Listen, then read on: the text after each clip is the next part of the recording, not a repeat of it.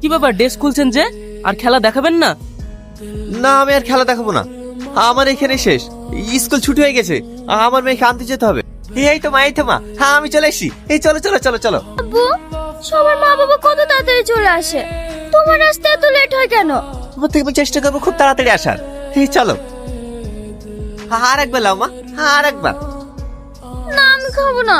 না না আব্বা, আমার মা কোথায়? সবার মা আছে, আমার মা কোথায় আছে বলো না আব্বা। তোর মায়ের কথা তোর সামনে বলি কিভাবে বল?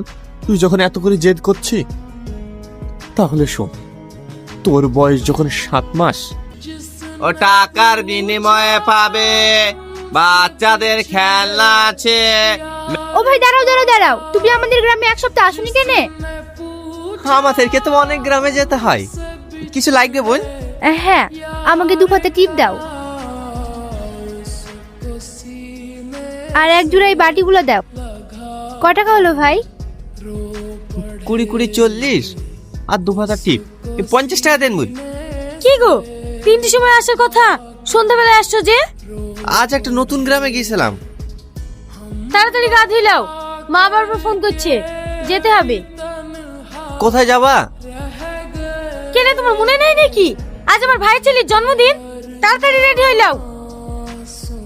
রেডি হতে তো বলছো, কিলি যাব? আমি ওসব কিছু জানিনি। আমি আজ এক সপ্তাহ আগে বলিস আংটি নিয়ে যেতে হবে, আংটি নিয়ে যেতে হবে। আংটি করে নিয়ে যাবো গো? আমি যদি 1 মাস ফেরি করি তাও তো আমি আংটিটা গুছাতে পারবো না। আমি জানি তো, তোমার কোনো কিছুর বিরোধ নাই। আজ পর্যন্ত একটা ভালো শাড়ি পাইনি, ভালো খেতে পাইনি, ভালো পড়তে পাইনি, কিচ্ছু পাইনি। পুরো করতে যদি নাই পারো, তাহলে বিয়ে করেছিলে কিসের লেগে? তুমি সবকিছু জেনে শুনি তো আমাকে বিয়ে করেছো। জানতাম, কিন্তু সেটা ছিল আমার ভুল ধারণা।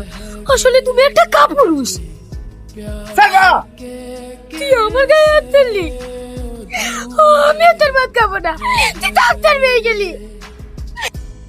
সালমা, সালমা, আমার কথাটা শোনো। সালমা, ওই সামান্য বিষয়টার জন্য তোর মা তোকে রেখে চলে যায়। আমি অনেক অপেক্ষা করেছি, কিন্তু সে ফিরে আসেনি। কান্না করো না আব্বু। যে মা সামান্য বিষয় নিয়ে নিজের সন্তান স্বামীকে ছেড়ে চলে যেতে পারে, সে কোনোদিন মা হতে পারে না। আমি আজকের পর থেকে কোনোদিন মায়ের কথা জিজ্ঞেস করব না।